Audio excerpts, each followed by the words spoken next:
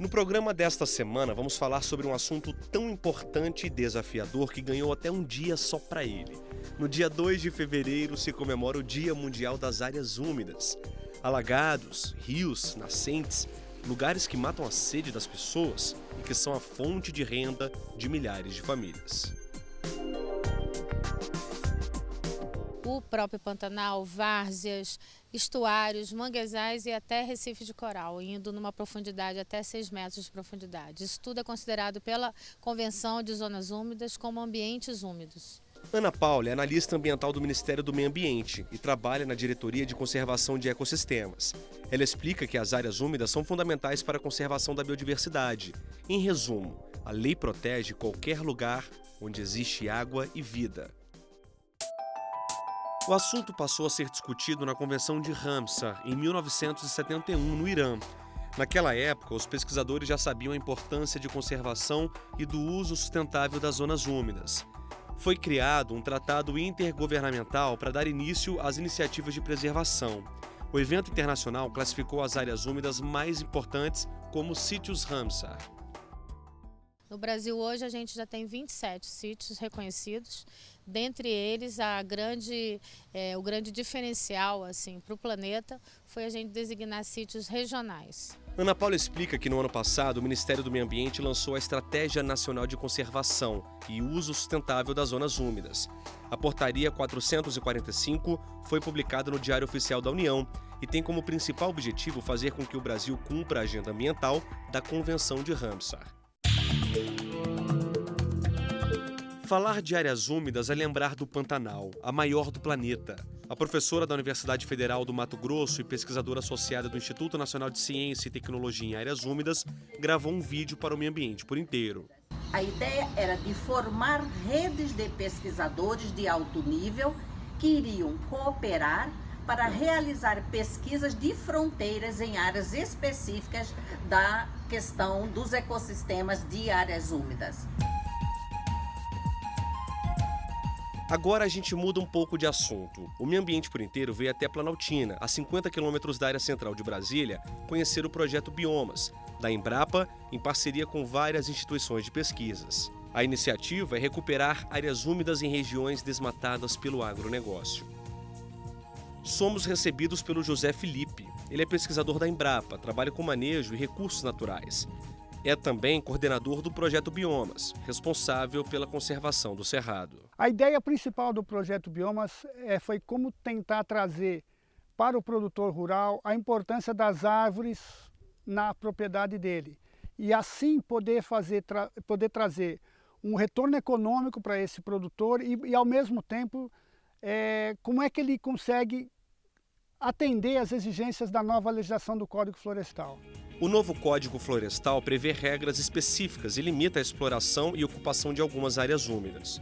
As veredas, por exemplo, devem ser preservadas no entorno de 50 metros de onde corre a água. Existe no artigo 4º e existe no artigo 61 disposições de consolidação de área já ocupada, anteriores a julho de 2008. Prevê tanto penas para quem danifica a área de preservação permanente, quanto quem polui, faz qualquer tipo de poluição, incluindo corpos d'água, recursos hídricos.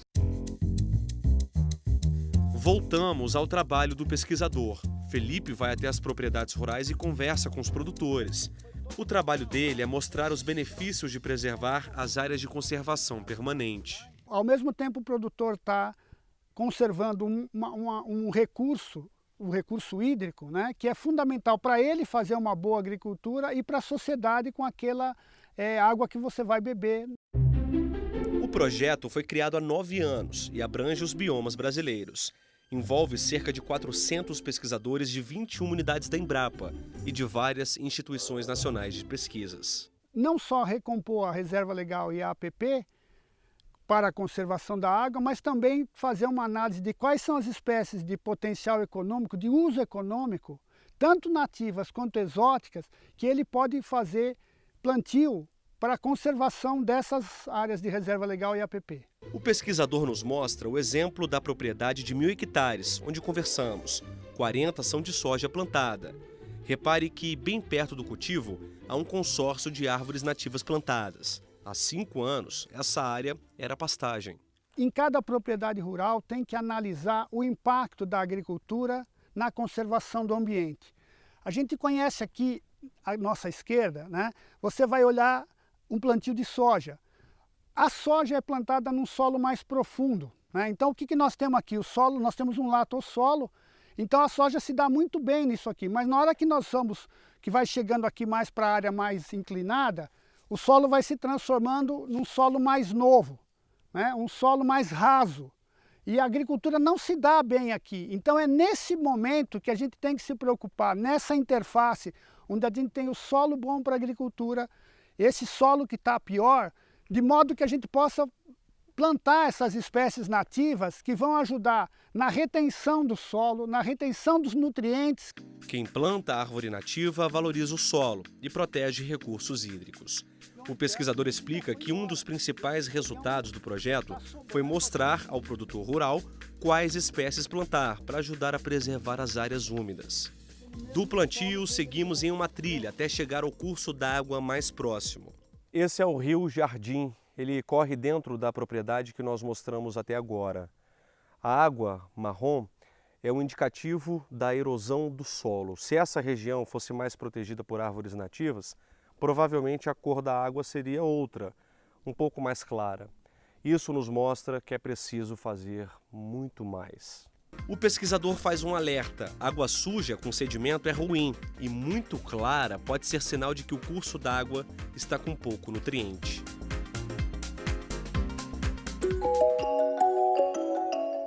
No próximo bloco, vamos mostrar uma das principais áreas úmidas do país, os manguezais, fonte de renda de muitos brasileiros.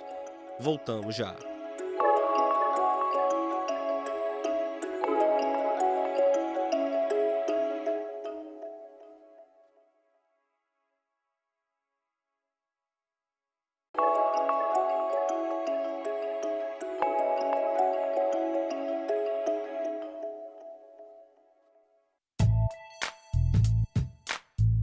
A gente abre o segundo bloco do programa para falar de um pedaço de chão molhado que é visto como berçário de algumas espécies marinhas e litorâneas. Bem-vindos aos mangues do Brasil. Os manguezais marcam o litoral brasileiro. Vão desde o Oiapoque, no Amapá, até Laguna, em Santa Catarina. São quase 1.400.000 hectares de área costeira. Os mangues misturam características marinhas e terrestres e são um dos ecossistemas ligados à Mata Atlântica. A região norte é agraciada pela maior área de mangues protegidos do mundo. 80% deles estão entre o Amapá e o Maranhão, como explica esta analista ambiental do Ministério do Meio Ambiente. Nós somos o segundo país em área de manguezal no mundo. Então, perdemos para a Indonésia, mas temos a maior faixa contínua de manguezal do mundo na costa norte. Manguezal é um grande agente ambiental, serve como filtro do que vai para o mar e retém grande parte da poluição. Ele também evita a erosão de regiões costeiras. O Código Florestal atual, ele conceitua o que é manguezal e ele inclui o manguezal como área de preservação permanente. 65% dos manguezais estão em reservas extrativistas, que abrangem mais de 415 comunidades pesqueiras. Milhares de pessoas tiram sustento da família dessas regiões. Há quem diga, é a única fonte de alimento das populações costeiras do país. Recentemente, o Ministério do Meio Ambiente e o IBAMA divulgaram um mapeamento dos manguezais do Brasil. A gente precisa conservar esse ecossistema. Ele tem papéis fundamentais de contenção da costa, frente a mudanças climáticas, papel de mitigação de todas essas alterações climáticas que o nosso país vem sofrendo e todo o mundo. Então é um ecossistema fundamental. A notícia ruim é que mais de 50% dos manguezais foram destruídos nos últimos 30 anos, segundo pesquisadores. Preservar é necessário, e o José Cícero sabe bem disso. Ele é gari, mas não recolhe apenas o lixo da cidade. Em Maceió, onde mora, ele criou há 6 anos o projeto Mãe Natureza. Seu José retira o lixo que contamina boa parte dos manguezais alagoanos. Ele gravou esse vídeo pelo celular para o meio ambiente por inteiro. Nós temos que cuidar, se conscientizar e limpar, para que no futuro dos pequeninos a gente venha trazer melhoria para eles. Agora a gente muda um pouco de assunto. Vamos sair do mangue em busca de outras áreas úmidas. Algumas estão sendo destruídas pelo agronegócio. Para plantar ou criar animais, muita gente retira a vegetação nativa. Com isso surgem os prejuízos ambientais. Uma forma de recuperar o solo, por exemplo, e ajudar a aumentar o nível de água dos cursos hídricos é o sistema agroflorestal, que nós já mostramos em outras edições do Meio Ambiente por Inteiro. Hoje você vai conhecer a história do Silvano e da Tânia. Estamos no assentamento Canaã, em Braslândia, a 60 quilômetros de Brasília. Aqui não tem luxo, a riqueza vem da terra. Enquanto a lenha queima, Silvano prepara a janta. No cardápio de hoje tem abóbora com carne seca. Já Tânia está na cadeira de balanço, cuidando da filha caçula que hoje amanheceu com febre. A casa é toda decorada com plantas. Isso ajuda a refrescar o ambiente nos dias mais quentes. Quando a gente olha para cima, encontra pé de uva. A casa tem estrutura simples, de madeirite. A janela está enferrujada, é velha. Mas isso não é problema para quem passa a maior parte do tempo no campo, plantando, colhendo e preparando o alimento que vai percorrer um longo caminho até chegar à cidade. Quando Silvano e Tânia chegaram aqui, há 3 anos, o cenário era bem diferente. Era um monocultivo de eucalipto, né? Então a gente ficou uns 5 anos acampado na parte de cima, debaixo de eucalipto, né? E aí, com muita luta, a gente conseguiu que o governo retirasse os eucaliptos. Os eucaliptos foram cortados, mas alguns tocos ficaram na área e os cupins chegaram e cavam por baixo da terra. A maioria das vezes a gente planta uma muda, eles vão lá e comem. Mas mesmo assim a gente está aí na persistência, né? O solo estava bem degradado. Silvano e Tânia sabiam. Se quisessem viver ali com os filhos, teriam de trabalhar duro. Só havia um jeito de recuperar a vida e o verde em uma área destruída pelo monocultivo de eucalipto. O plantio diversificado. O casal começou pelas hortaliças. Alface, couve, repolho, está plantado, está pequeno, mas nós temos. Pepino, nabo, rabanete. Vieram as árvores frutíferas. Manga, cajamanga, acerola, laranja, limão, banana.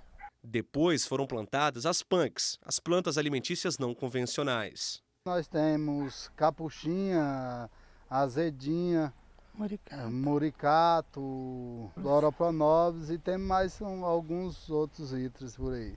O casal conta que recentemente foi procurado pela WWF, uma ONG ambiental com atuação no mundo todo, para fazer parte do sistema agroflorestal, que mistura espécies vegetais e mantém a umidade do terreno de forma natural. Devido a essa área aqui fazer parte da bacia do descoberto, então ela é uma área acessível. Então com esse projeto a gente pode estar produzindo e reflorestando, cuidando da bacia, cuidando do meio ambiente. A diversidade de comida aumentou, a área ganhou cor, transborda a fertilidade. Com a nossa persistência aí a gente já consegue sentir uma terra preta. A gente já está começando a ver a diferença do solo que era para o que está hoje. O sistema implementado pelo casal imita uma floresta, onde há centenas de espécies de plantas que dividem o mesmo espaço. É uma forma de plantio sustentável, onde não se usa nenhum produto químico. Alimentos orgânicos têm sabor concentrado, são mais saudáveis e ricos em nutrientes. Cuidar de 1,5 hectares de plantio exige trabalho desde a madrugada. O dia todo a gente está trabalhando aí. Começa cedo e para à noite, tem que ser à noite, parar à noite, que dá muito manejo, né? Manejo é palavra-chave no sistema agroflorestal. Silvano e Tânia estão felizes. Com outros agricultores que plantam ecologicamente, o casal ajuda a preservar a bacia do descoberto. Silvano diz que já percebeu mudança no volume de água. Realmente meu terreno está mais úmido e até na minha própria cisterna tem mais água. Ela hoje está com mais água. Os alimentos são vendidos para o Sindicato dos Bancários do Distrito Federal. No fim do dia, enquanto Silvano colhe mandioca, Tânia limpa a casa com direito à trilha sonora. Arroz deu cacho e o feijão floia, milho na palha, coração cheio de amor. Arroz deu cacho e o feijão. No próximo bloco, você vai conhecer uma vereda que está desaparecendo e um lago que há quase 50 anos fornece peixe para os moradores de Braslândia, no Distrito Federal.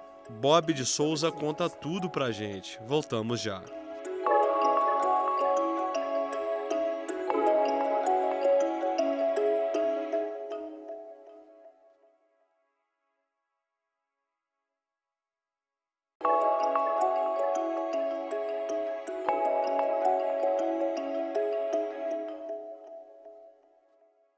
Nós estamos no Jardim Botânico de Brasília, no Distrito Federal.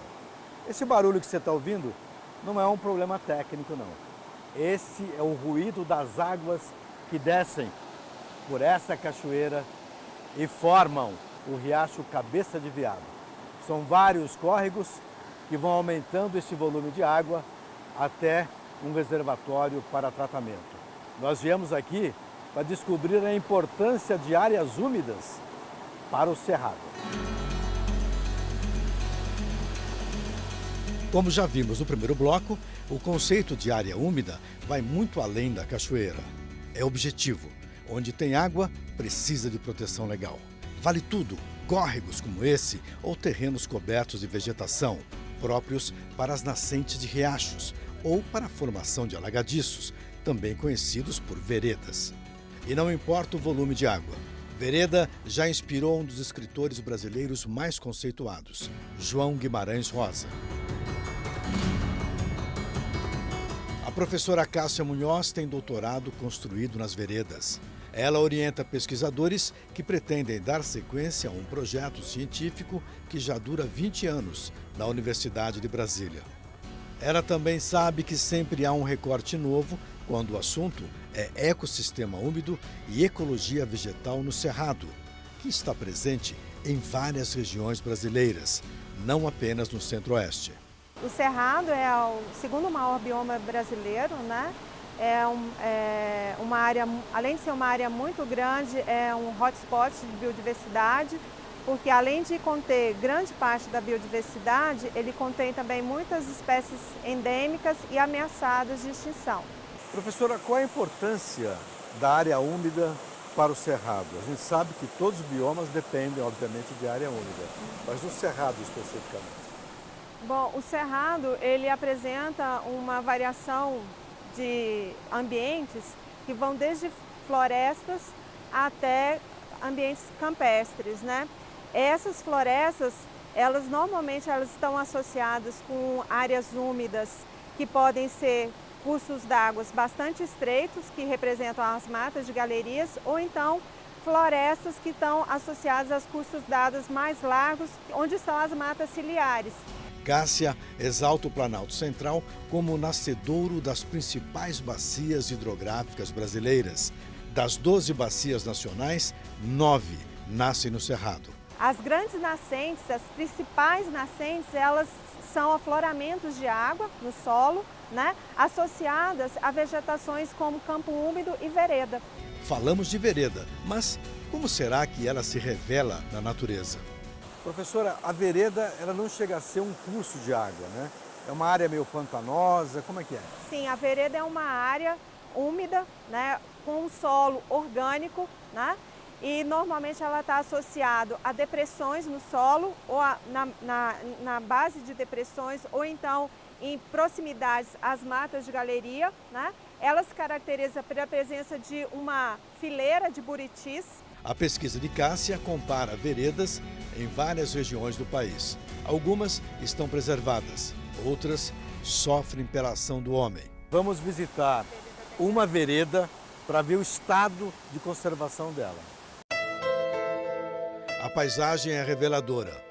Uma espécie vegetal que sobrevive em áreas mais secas surgiu e a vereda agora está quase desaparecendo. Bem, nós chegamos aqui à vereda do Jardim Botânico E o resultado dessa paisagem não é muito animador, não. À minha esquerda, lá no fundo, dá para a gente observar Palmeiras de Buriti. Ali tem uma nascente, uma das nascentes que abastecem o córrego Cabeça de Veado. O que aconteceu? De lá até aqui, essa vegetação toda é uma vegetação invasora. Há 10 anos atrás, tudo isso daqui era um alagado. A professora vai contar para a gente a experiência, porque ela viveu aqui e vive aqui há muitos anos pesquisando. Professora, esse cenário aqui tem recuperação ou não? Bom, nossos estudos começaram aqui em 2008. Nós instalamos postos de monitoramento de água para avaliar a flutuação do lençol freático ao longo do tempo. E nesse período de 10 anos, o lençol freático rebaixou 30 centímetros. Ou seja, 3 centímetros por ano. 3 centímetros por ano, né? Pode ter havido uma variação, algum ano houve maior perda de água, né? Então, como a vereda secou em maior extensão, houve o adensamento dessa espécie e isso, nesses 10 anos, além do rebaixamento do lençol freático, a gente também avaliou uma redução em 50% da riqueza de espécies de plantas que ocorriam aqui nessa área. A responsabilidade para esse desequilíbrio é humana. A área é cercada por bairros povoados e o lençol freático distante sofre esse impacto. A extração de água por poços artesianos ajuda a diminuir a vida do aquífero subterrâneo. A vereda ela é dividida em 3 zonas devido à sua umidade e o Buriti ela abrange a área mais alagada, então a partir dali 50 metros está protegido pelo Código Florestal. A última vez que você esteve lá naqueles Buritis, como é que estava a questão alagadiça lá? Nós estivemos aqui nessa vereda do Jardim Botânico há exatamente 2 anos. Né? E já estava nessa situação onde a gente já tem esse arbusto dominando e a umidade do solo já bem drenada, o que dificultou nossos estudos aqui nessa região. Gabriela faz mestrado em ecologia, monitorando a vegetação de arbustos e herbáceas dos campos úmidos. Ela dá sequência ao projeto iniciado pela professora Cássia Munhoz em 1998, no Jardim Botânico e em Goiás. A gente veio em algumas áreas do Distrito Federal, a gente percebeu também uma invasão por essa mesma espécie em algumas das nossas áreas lá de campo úmido e na Chapada dos Veadeiros nem tanto. Então, talvez isso seja por efeito da ação antrópica, porque como a Fazenda Água Limpa é muito próxima de outras áreas urbanas, tem muitas áreas urbanas próximas, talvez isso possa estar influenciando. Vamos visitar agora outra área úmida, a 55 quilômetros do centro de Brasília. No centro da cidade satélite de Braslândia, foi construído esse lago, a partir de algumas nascentes. A carga de água ajuda a manter o volume do reservatório do Rio Descoberto, alguns quilômetros abaixo. O lago é um exemplo de integração do homem com a natureza. Dá até vontade de entrar no clima da cidade para aproveitar o que o ambiente oferece de melhor, a pesca. Todo mundo fala que nesse lago aqui tem peixe de até 5 quilos. Eu acredito. E por acreditar tanto nisso, equipei aqui as minhas iscas. Tem aqui uma massinha de cenoura. E vou em busca do meu pintado de 5 quilos. A missão é simples. Agora é só esperar. Mas pelo que eu estou sentindo aqui, muita gente está esperando, viu? E o peixe maior que eu vi aqui pesava 250 gramas. Vamos ver, né? A espera foi longa. Mas eu não desisti ainda do meu peixe de 5 quilos. Mas enquanto eu não pego, eu vou alimentando ele. Ele já comeu de novo a minha isca. Mas valeu para curtir um pouco o conforto de uma verdadeira área úmida. Eu até me senti como um pescador. Mas quem frequenta o lago sabe que nem todo dia é dia de caça. O senhor já pegou peixe grande aqui? Já peguei tambaqui de 3 kg e 100, mais ou menos. Pega sempre nesse tamanho, não? Sempre está pegando. E o senhor mora aqui há quanto tempo? Eu moro há 5 anos só aqui em Braslândia. E o que o senhor acha desse lago aqui no meio da cidade? Isso é uma riqueza. Que peixe que o senhor costuma pegar aqui? Aqui é a tilápia, o tambaqui, tem a carpa. Eu nunca peguei carpa não, o pessoal já pegaram a carpa, jogaram e colocaram agora surubim, né, que é o pintadozinho. O lago reúne pessoas marcantes. Conhecemos um professor de história que viu esse lugar nascer em 1970. Era menino, tinha uma vida dura, trabalhou como cobrador de ônibus, estudou na catraca indo e vindo em várias linhas do Distrito Federal. Já foi grafiteiro e assinava a obra como Chamas. O batismo foi levado para um grupo musical chamado Voz Sem Medo. É a palavra rimada com informação, é o rap, é a voz dos meus pensamentos. Cresci já sabendo o que eu tinha que fazer, principalmente me dedicar à educação, me dedicar aos estudos para mudar aquela situação de falência, né? De ausência de alimento principalmente. Então aquela situação caótica eu queria mudar e eu, de certa forma, graças a Deus, acho que eu consegui. Muitos já morreram. Pessoas que estão na mesma situação, elas olham para mim hoje, estou, de certa forma, já um profissional consolidado, e as pessoas olham e falam, se ele conseguiu, eu também posso conseguir. Dos 4 até os 8 anos, o Lago de Braslândia era um quintal especial para os Chamas. Esse lago aqui atrás de mim matou muito a minha fome. Eu vou até fazer assim um recorte breve. Eu fui para os Estados Unidos em 2012, mas também já viajei por conta do grupo Voz Sem Medo para vários estados brasileiros. Mas por incrível que pareça, toda vez eu fico muito feliz quando eu chego em Braslândia. E a sensação de que eu estou em casa é quando eu vejo o lago. O lago te abraça. É, exatamente. O lago me traz essa sensação, cheguei em casa. Chamas é um empreendedor. Investe na profissão de professor, continua estudando história, investe em barbearias, investe na carreira musical, compõe e para onde ele vai, carrega o amor por esta paisagem.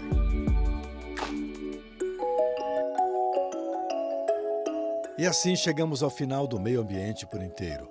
Para rever este e outros programas, acesse tvjustiça.jus.br. E se quiser mandar um e-mail para a gente, o endereço é meioambienteporinteiro@stf.jus.br. Acesse também o nosso canal no YouTube, TV Justiça Oficial. Até a próxima!